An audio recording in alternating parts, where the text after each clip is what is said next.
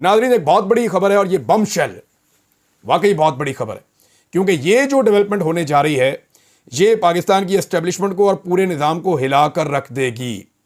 मुझे नहीं लगता कि अभी तक एस्टेब्लिशमेंट के बाद ये खबर है, लेकिन जल्द वो इस खबर तक पहुंच जाएंगे। और खबर बहुत इंपॉर्टेंट है। ये खबर है जो विल्सन के बिल से मुताल्लिक। देखें, जो विल्सन के बिल को रोकना अब ओवरसीज पाकिस्तानियों के बस में भी नहीं है। ये बिल इनिशिएट हो चुका है और इसके ऊपर जो है वो आने वाले दिनों में कार्रवाई होगी, डेवलपमेंट होगी। अब इसको रोकने का एक ही तरीका है। वो तरीका क्या है वो मैं आपको बाद में बताता हूँ, लेकिन जो डेवलपमेंट जिसकी मैं आपको बात कर रहा हूँ ना, वो ये है कि आने वाले दिनों में एक तो ये आप याद रखें कि एस्टेब्लिशमेंट अभी आने वाले दिनों में एक और भी गेम खेलेगी और वो ये कहेगी कि यानी आपको ये सुनने में मिलेगा कि इस बिल के पीछे भारतीय और यहूदी लॉबी है। वो ये इस तरह की बातें करेंगे। वो ये कहेंगे जी इसके पीछे इसराइली काम कर रहे हैं, भारतीय काम कर रहे हैं और कश्मीर और फ़लस्तीन पे पाकिस्तान का एक मौक़िफ़ है। वो क्या मौक़िफ़ है वो तो हमने देख लिया।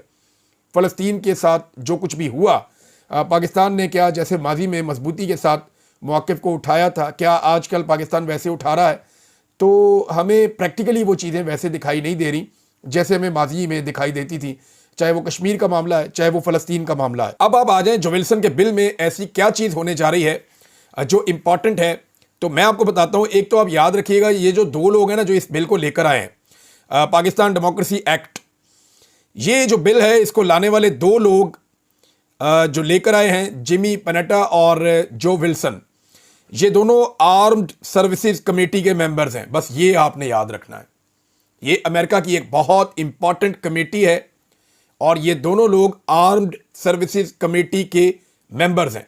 एक चीज़ तो मैंने आपको ये बताई, ये आपने याद रखनी है, क्योंकि इस बिल में एक ऐसी डेवलपमेंट होने वाली है कि फिर ये बिल रॉकेट बन जाएगा। और करेगा क्या वो मैं आपको बाद में बताता हूँ, लेकिन आप ये देखें कि ये आर्म्ड सर्विसेज कमेटी के मेंबर है और ये बिल एक बड़े बिल का हिस्सा बन सकता है और इसके इम्कानात बहुत ज़्यादा हैं। मैं आपको ये खबर दे रहा हूँ कि एक बहुत बड़ा बिल आ रहा है। ये वाला जो बिल है, जो पाकिस्तान डेमोक्रेसी एक्ट है, ये उस बड़े बिल का हिस्सा बन सकता है। और अगर ये उस बड़े बिल का हिस्सा बन गया तो फिर पाकिस्तान की एस्टेब्लिशमेंट के लिए इसको ब्रेक लगाना तकरीबन नामुमकिन हो जाएगा। इनके पास रास्ता सिर्फ एक ही बचेगा और वो रास्ता है कि इमरान खान साहब को माफ़ी मांग के फौरी तौर पे रिलीज़ कर दें और पाकिस्तान में इलेक्शन का टाइम फ्रेम दे दें।